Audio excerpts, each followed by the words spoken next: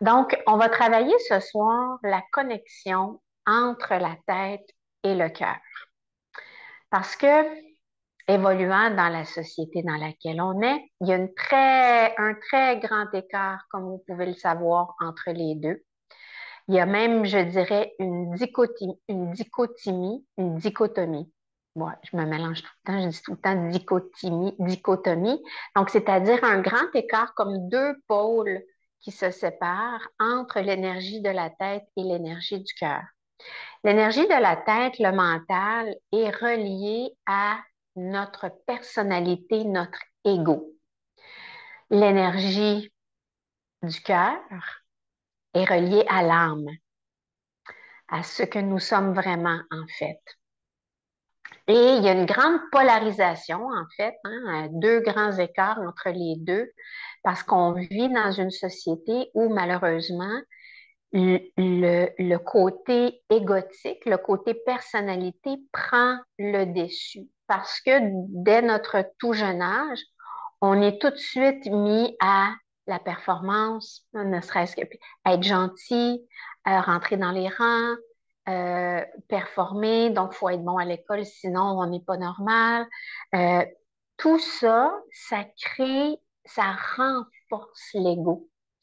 Ça fait qu'il devient de plus en plus fort et que l'âme, ce que nous sommes vraiment, a de moins en moins de place. Alors qu'un de nos buts, selon moi, give or take, est pendant notre voyage humain d'amener notre ego, notre personnalité à être au service de notre âme. Vous m'avez déjà entendu parler de ça. Donc, euh, on va faire un exercice de méditation pour aider l'équilibre entre les deux, très, très simple. Et je vous donne un exemple parce que je sais que des fois, des paroles, j'ai quelques exemples en tête, puis je veux être sûre de choisir le bon qui est le plus pertinent. Parce que des fois, c'est beau d'entendre des concepts, mais quand on entend un exemple précis, ça nous aide beaucoup. Donc, je vais faire réparer des bottines. Non, les gens qui me connaissent bien, là, ceux qui ont vu mon post Facebook tantôt, là, qui savent que je suis un petit peu désaxée sur la bottine. Mais bon, c'est mieux faire ça que de faire de la cocaïne, comme je dis tout le temps. Mais bref, j'ai trouvé des petits bijoux, des petites bottines authentiques 1910-1920 qui avaient besoin d'avoir un petit peu de travail dessus. Puis, je suis allée voir un cordonnier. Je vous explique tout ça pour que vous compreniez ce dont je parle. Le cordonnier à Boucherville, où je suis déjà allée quelques fois, qui est un peu arrogant, mais là, quand je suis allée le voir, il a été très arrogant. Mais vraiment beaucoup. Assez que, qu'est-ce que ça fait quand on se fait répondre comme tu sais, genre, t'es donc ben niaiseuse dans mes demandes. Et quand on reçoit, que ce soit quelque chose là, de n'importe quelle sorte, de n'importe quelle personne, quand on reçoit, puis ça nous fait, c'est pas notre âme qui réagit, c'est notre ego. Notre ego qui est blessé, qui fait, ben voyons, non, comment ça qu'il me parle de même, ou comment ça qu'il me dit ça n'a pas d'allure. Puis... Et donc là, ce qu'il faut apprendre à faire, et là, je vous le dis, puis je suis pas mieux qu'un autre, je travaille là-dessus à tous les jours de ma vie, avec toutes les personnes avec qui je suis en contact. Comment je vais réagir à ça? Est-ce que je vais réagir de la même façon que lui et donc aller nourrir cette énergie égotique? Ou si je vais renverser la vapeur et lui servir sur un plateau d'argent ce que, ce que moi, j'aimerais avoir comme échange avec un être humain. Je ne vais pas lui servir sa médecine, je vais lui servir la mienne qui provient d'ici. Pas de la tête, pas de l'ego blessé qui va dire ouais, ben, toi, là, tu me reverras plus ici. Je fais ben, ma tante pouet pouet, mais je vais lui servir sur un plateau d'argent comment moi je répondrais à quelqu'un. Et donc, en lui disant ce que j'ai à lui dire, mais par ici. Donc, j'ai pris le temps de prendre une respiration. J'ai expiré. Puis là, je l'ai regardé et je lui ai dit, mon cher monsieur, ça fait quelques fois que je vis ici et aujourd'hui, c'est la dernière fois que vous allez me voir. Je vous souhaite une belle journée, bonne continuité à vous. Puis, pas en le piquant, vraiment avec le cœur. C'est dans les faits. Il est venu comme blême.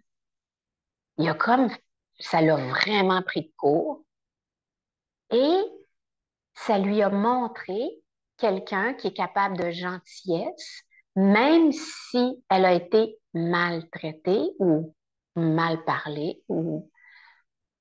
Et donc, j'ai cassé le cercle de l'ego.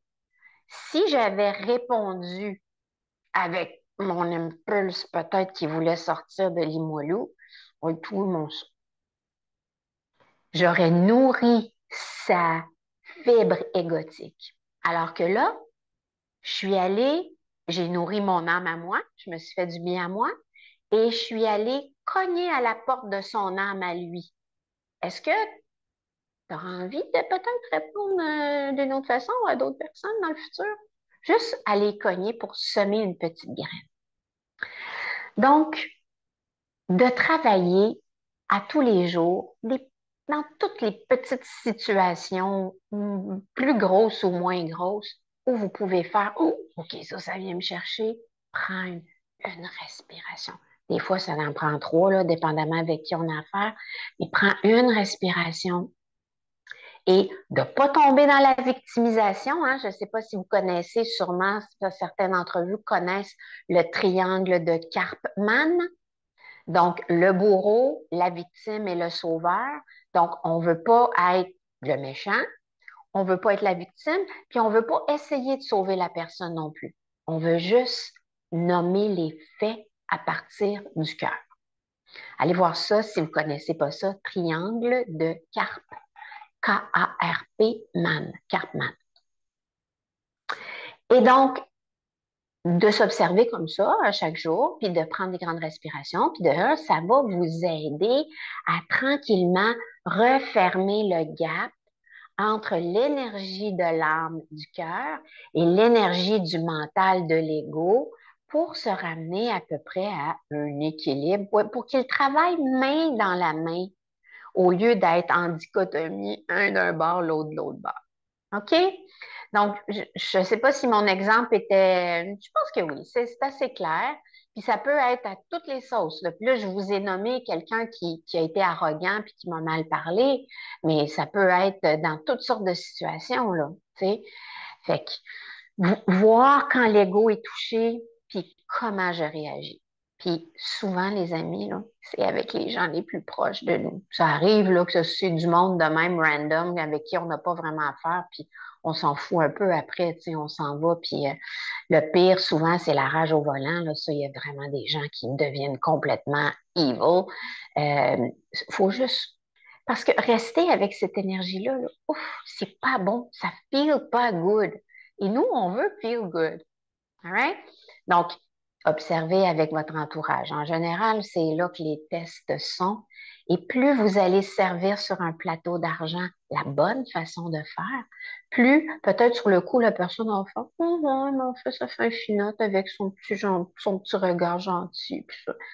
Pas grave, ça va semer la graine de ah, il y a une autre façon d'interagir avec un être humain. All right? Donc, notre petite méditation toute simple.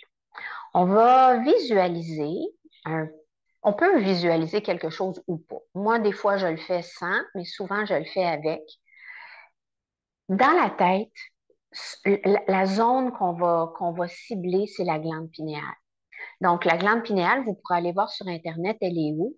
Donc, on en a parlé souvent dans les dernières années. Là, je fais souvent des méditations sur la glande pinéale, mais c'est une glande hyper importante.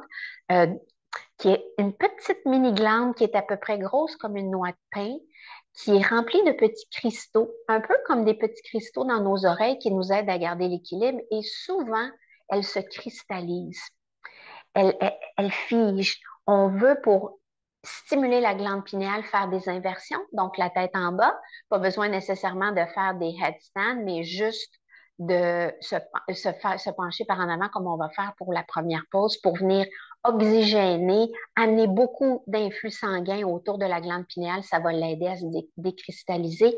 Et la lumière du soleil. Donc oui, on se fait dire protégez vos yeux, mettez des lunettes fumées, protégez votre peau, mettez de la crème solaire. Vous savez ce que j'en pense? Je dis pas de regarder le soleil là directement sans vos lunettes, mais c'est correct de prendre un peu de lumière par les yeux de temps en temps. C'est ça qui aide la glande pinéale à être décristallisée, à être active, et c'est le lien direct avec notre euh, c'est la connexion avec notre divin, la glande pinéale. Bottom line, c'est ça qu'elle est. En plus de faire plein d'actions dans notre corps au niveau chimique, là, mais c'est la connexion avec le divin. Donc, dans la tête, dans la méditation, on va vraiment ressentir la zone pinéale. Donc, vous pouvez être à peu près à l'endroit où il y avait la fontanelle. Vous descendez un petit peu à peu près à ce niveau-ci ou à peu près à ce niveau-ci. Puis là, vous allez à peu près dans le centre du crâne, puis être à peu près là. Petite glande pinéale. Moi, depuis les années que je médite, je la sens tellement, là, elle fait ça de même. Je la sens, c'est incroyable. Je pourrais l'accueillir tellement je la sens. Ça prend du temps. Il y a des gens qui vont la sentir rapidement. Il y a des gens que ça va prendre un petit peu plus de temps. C'est pas grave. Concentrez-vous sur cette zone-là. Au niveau du cœur, ben ça, il y a des gens pour qui c'est plus facile de ressentir l'énergie du cœur. Il y a des gens qui c'est plus facile de ressentir l'énergie de la tête. Moi, ça a été longtemps la tête. Je ressentais juste la pinéale. J'arrivais pas à ressentir beaucoup la zone du cœur. Dieu sait que moi, je travaille là-dessus, puis que c'est mon chakra favori, puis ma couleur vert, puis mon Dieu, que c'est donc important pour moi. Mais j'avais de la difficulté à ressentir jusqu'à un moment donné où, OK, là, je l'ai vraiment senti. Donc, cette zone-là, on va commencer par méditer juste sur elle, ensuite juste sur elle, puis après ça, d'inspirer de la pinéale jusqu'au cœur et d'expirer du cœur jusqu'à la pinéale. Comme dans un petit corridor ou le long d'un petit fil ou juste en ligne droite sans qu'il y ait de lien entre les deux, juste de ressentir que j'inspire dans mon cœur, de la tête vers mon cœur et j'expire de mon cœur vers ma glande pinéale. All right? Donc, ça va être notre petit exercice pour tranquillement refermer le gap entre notre ego et notre âme. Okay? Donc, entre notre mental et notre âme. Donc, tout ceci étant dit, on va fermer les yeux. Je vous laisse vous installer pour être béni. Donc, peut-être que vous êtes déjà sur votre tapis avec votre petit traversin, ou peut-être que vous êtes juste assis proche de l'écran comme moi. Et on ferme les yeux. On dépose notre véhicule, notre temple. Si les paumes des mains sont installées sur vos cuisses, tournez-les vers le plafond. On est en mode ouverture.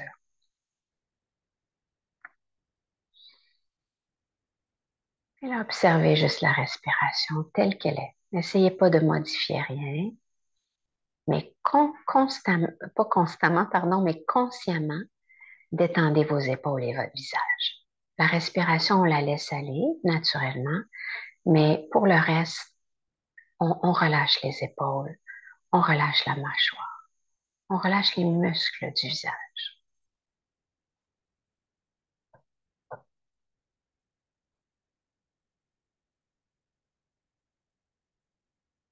Juste prendre le pouls du moment présent.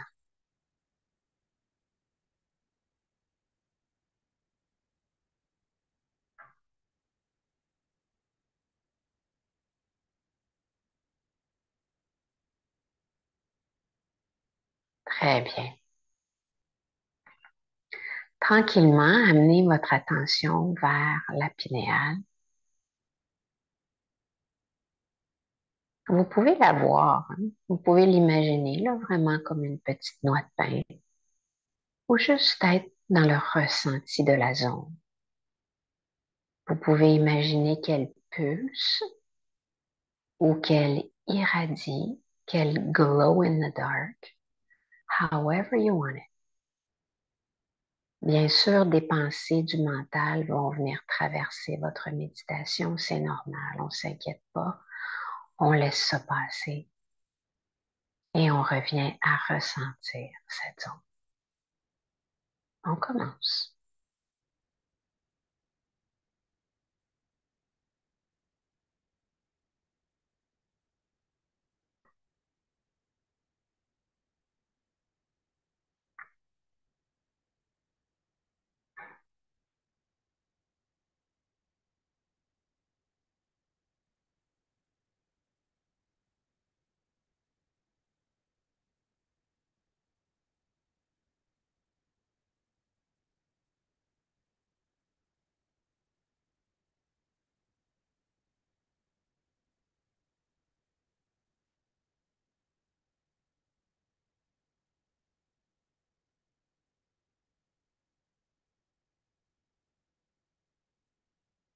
Laissez passer les pensées et revenez gentiment à ressentir la zone pinéale.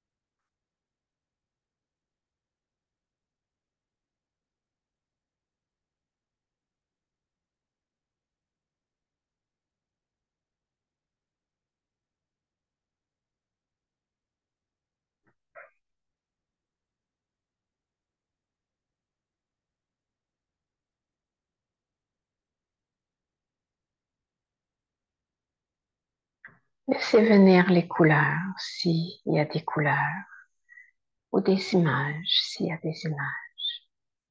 Mais concentrez l'attention sur la zone pour encore quelques respirations.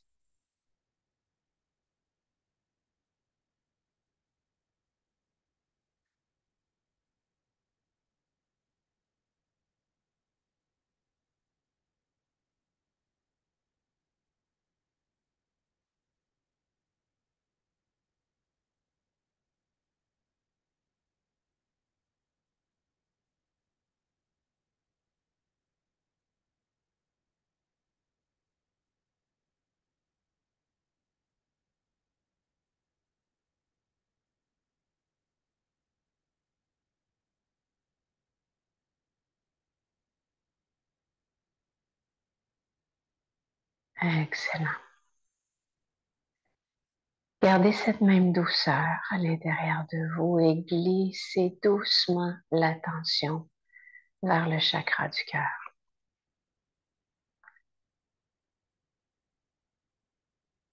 Vous pouvez imaginer pour aider la sensation interne que c'est par le cœur que vous respirez.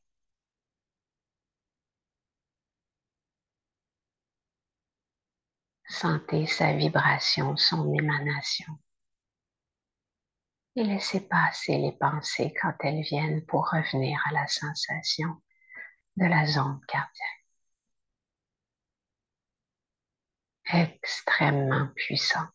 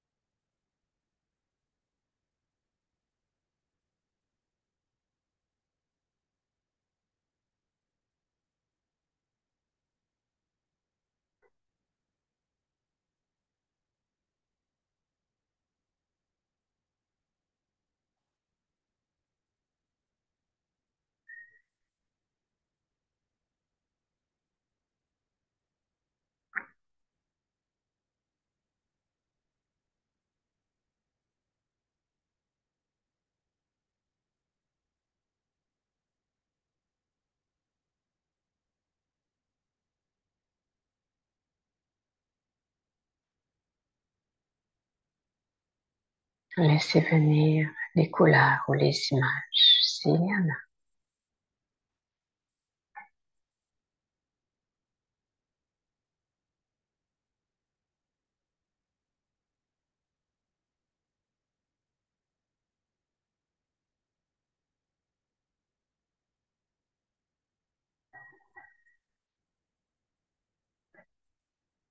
Encore quelques souffles.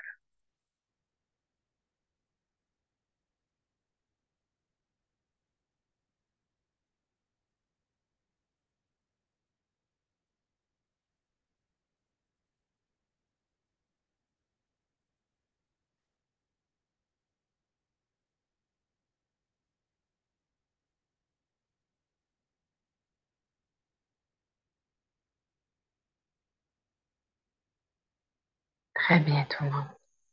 Gardez les yeux fermés, gardez cette même douceur et ressentez à nouveau la zone cérébrale. Pour partir de ce point, lors de l'inspiration, descendre dans la zone cardiaque et expirer de votre cœur vers votre pinéal. À votre rythme à vous, on commence.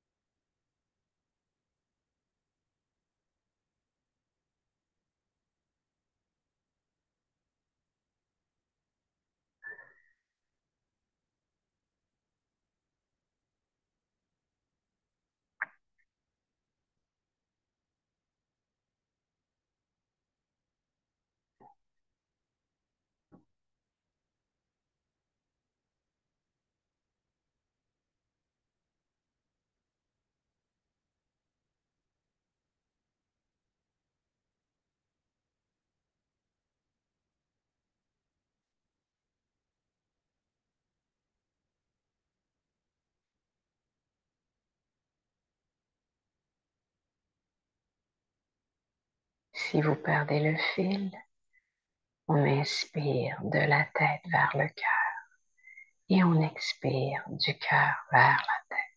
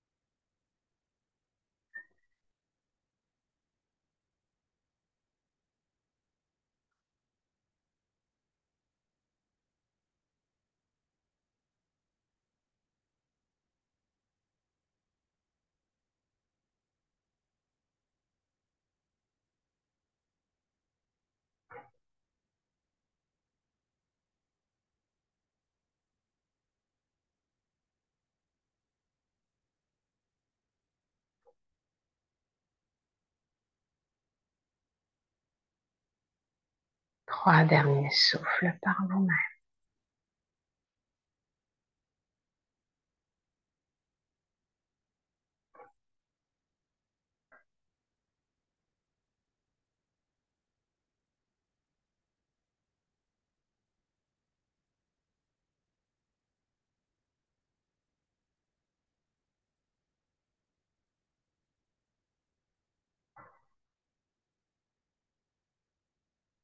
Très bien. Et doucement revenez à une respiration plus neutre et lorsque vous vous sentirez prête seulement, vous pourrez doucement, tranquillement, ouvrir les yeux.